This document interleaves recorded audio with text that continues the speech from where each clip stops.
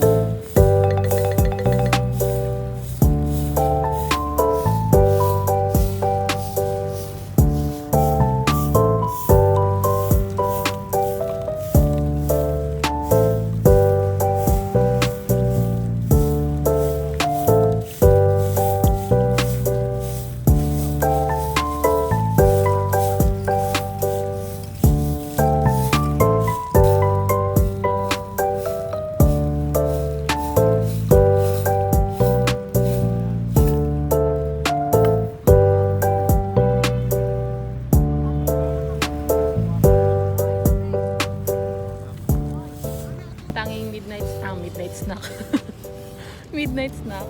So, ang tanging merienda lang nila or yung mga pangangata lang nila is mga biskuit at malamig na tubig habang naglilinis sila dito sa gitna ng kainitan sa Manila Bay. So, proud ako sa mga MMDA.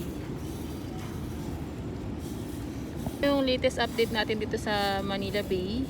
Sa mga di pa po nakasubscribe sa akin channel, just click the subscribe button and click the ring bell button para updated po kayo sa mga videos na i-upload ko everyday. So thank you for watching. See you on my next vlog po. Bye bye.